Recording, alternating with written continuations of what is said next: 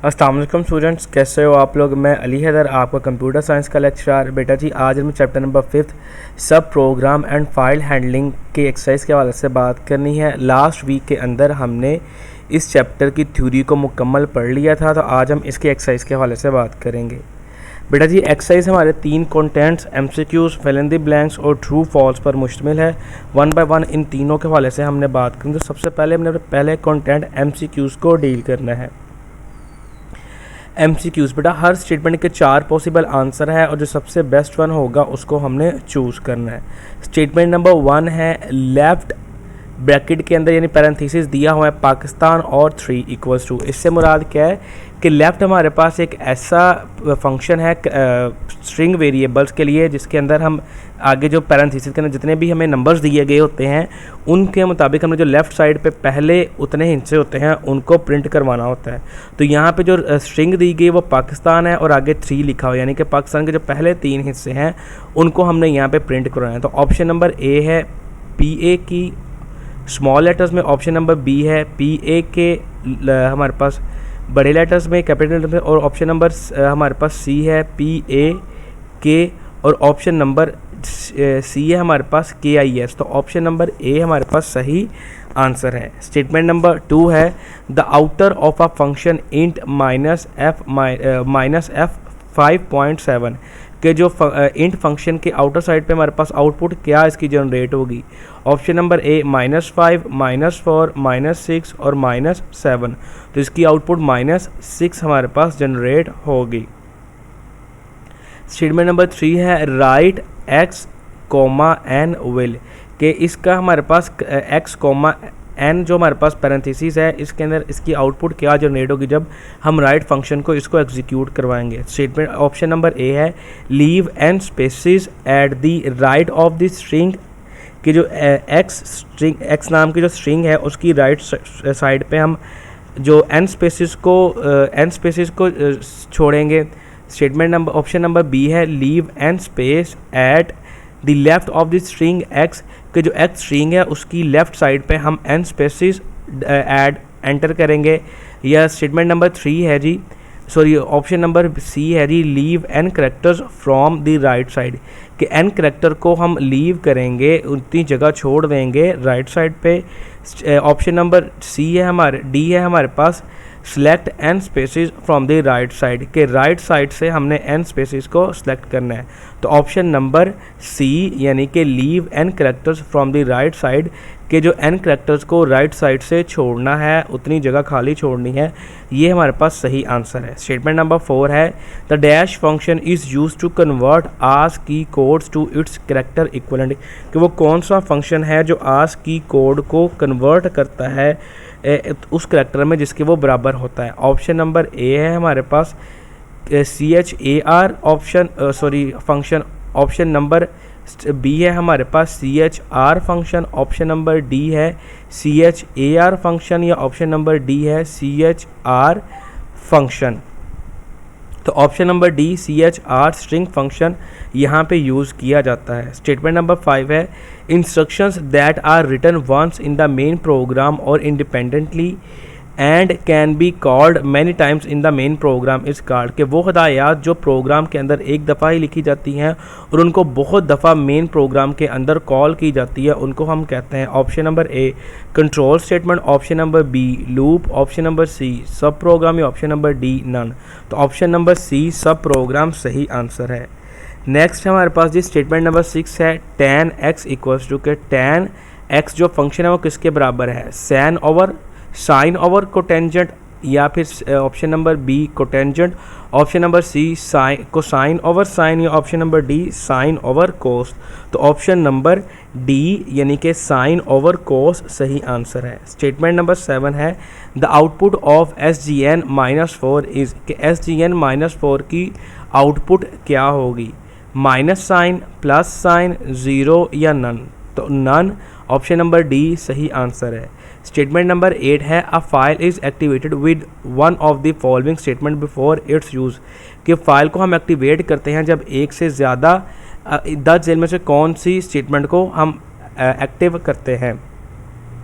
या यूज़ करते हैं। Option number A write statement, option number B read statement, option number C print statement या option number D none. तो none सही answer है। Statement number 9 है a file can be organized in the following ways, कि एक file को 10 झील तरीक़ों के अंदर हम उसको अरेंज करते हैं या ऑर्गेनाइज करते हैं। Option number A 1 way, option number B 2 way, option number C 3 way या ऑप्शन नंबर डी 4 वे। तो ऑप्शन नंबर बी 2 वे सही आंसर है। और हम किसी भी फाइल को ऑर्गेनाइज करते हैं या फिर सिक्वेंशियल वेज में या फिर डायरेक्ट वेज में या रैंडम वे में। स्टेटमेंट नंबर 8 है 10 है हमारे पास to read information from a file, के किसी भी फाइल में से डाटा को रीड करने के लिए it must be open for, इसको खोलना चाहिए। Option number A input, option number B output, option number D both C, option number C है both A and B, option number D none. तो option number C both A and B के दोनों हमारे पास जो option है उसको input के लिए भी खोल सकते हैं और आउटपुट के लिए भी खोला जा सकता है। नेक्स्ट है हमारे पास fill in the blanks. A subroutine itself is a dash program, के एक सब रूटीन अपने आप में एक डैश प्रोग्राम होता है। तो डैश में आएगा स्मॉल, यानी कि सब रूटीन अपने आप में एक छोटा प्रोग्राम होता है। A function is use to calculate and return a dash value, के एक फंक्शन को इस्तेमाल किया जाता है कैलकुलेट करने के लिए और वापस करती है डैश वैल्यू। तो डैश में हमारे पास सिंगल आएगा, यानी कि जब भी हम किसी भी फंक्शन को इस्तेमाल करते हुए कोई भी वैल्यू कैलकुलेट करते हैं तो हम इनपुट के लिए बहुत सी वैल्यूज़ देते हैं, लेकिन आउटपुट के तौर पर हमारे पास सिर्फ और सिर्फ सिंगल वैल्यू या एक वैल्यू ही आती है। स्टेटमेंट नंबर 3 हमारे पास गो सब and go to statements are dash, कि गो सब और गो टू स्टेटमेंट हमारे पास डैश होती हैं। तो इसमें आएगा गो सब and go to statements are different, कि गो सब और गो टू स्टेटमेंट हमारे पास मुख्तलिफ होती हैं। तो डैश के अंदर जो डिफरेंट यानी कि मुख्तलिफ, हम इसका मतलब है कि मुख्तलिफ को यहाँ पे डिफरेंट वर्ड को इस्तेमाल करेंगे।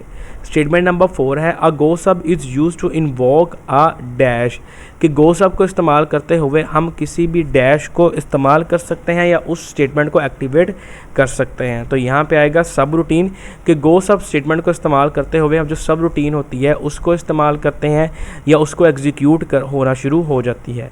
स्टेटमेंट नंबर 5 है user defined function may be numeric और डैश, कि जो यूज़र डिफाइंड फंक्शन होते हैं वो न्यूमेरिक भी हो सकते हैं या फिर डैश। तो डैश के अंदर आएगा स्ट्रिंग, कि जो यूज़र डिफाइंड फंक्शन होते हैं वो न्यूमेरिक फंक्शन भी हो सकते हैं और स्ट्रिंग फंक्शन भी हो सकते हैं। स्टेटमेंट नंबर 6 है इंट 7.6 इक्वल्स टू, कि जो इंट 7.6 है वो बराबर होगा 7 के। स्टेटमेंट नंबर 7 है अ user defined function is started with the keyword, कि जो यूज़र डिफाइंड फंक्शन होगा वो डैश कीवर्ड से शुरू होगा। तो यहाँ पे आएगा DEF स्पेस FN, कि DEF FN फंक्शन अगर हमारे पास होगा तो हम उसको यूज़र डिफाइंड फंक्शन, किसी भी फंक्शन के पहले DEF FN लिखा होगा, इसका मतलब क्या है कि वो यूज़र डिफाइंड फंक्शन है। गो सब statement must be ended with the dash statement, कि जो गो सब स्टेटमेंट होती है वो डैश स्टेटमेंट से उसका एंड होता है। तो यहाँ पे आएगा रिटर्न, कि गो सब स्टेटमेंट जो एंड होती है उसके एंड पे रिटर्न स्टेटमेंट होती है। स्टेटमेंट नंबर 9 है the R&D function is refer to as dash number generator, कि जो R&D फंक्शन होता है वो डैश नंबर, उससे मुराद है कि डैश नंबर जनरेटर। तो डैश में हमारे पास रैंडम आएगा, कि R&D फंक्शन को इस्तेमाल करते हुए हम रैंडमली कोई भी फंक्शंस को, कोई भी नंबर्स को सिलेक्ट कर सकते हैं। Dash is a collection of fields to provide information about an entity in a file, कि डैश हमारे पास मजमूआ होता है फील्ड्स का इंफॉर्मेशन प्रोवाइड करने का किसी भी एंटिटी के मुतालिक किसी भी फाइल के अंदर। तो इसको हम कहते हैं जी रिकॉर्ड, कि रिकॉर्ड हमारे पास कलेक्शन ऑफ फील्ड होता है जो किसी भी एंटिटी के मुतालिक हमें इंफॉर्मेशन देता है किसी एक फाइल के अंदर। नेक्स्ट है हमारे पास ट्रू एंड फॉल्स, कि यहाँ पे हमें स्टेटमेंट्स दी गई होगी, हमने ये बताना है कि अपने चैप्टर को देखते हुए कि ये स्टेटमेंट ट्रू है या फॉल्स है। There are 3 techniques to organise files, कि स्टेटमेंट नंबर 1 है कि हमारे पास 3 टेक्निक्स को इस्तेमाल करते हैं हम फाइल्स को ऑर्गेनाइज करते हैं, उनको अरेंज करते हैं। तो ये फॉल्स है, हम 2 टेक्निक्स को इस्तेमाल करते हुए फाइल्स को अरेंज करते हैं। स्टेटमेंट नंबर 2 है statement END must be place at the end of the main program, कि जो स्टेटमेंट एंड है उसको प्रोग्राम के एंड पे ही लिखा जाता है। तो ये हमारे पास ट्रू है। स्टेटमेंट नंबर 3 है fix function gives an integer value by rounding off the fractional part, के जो फिक्स फंक्शन होता है वो हमें किसी भी इंटीजर नंबर को राउंड ऑफ करने के बाद वैल्यू देता है।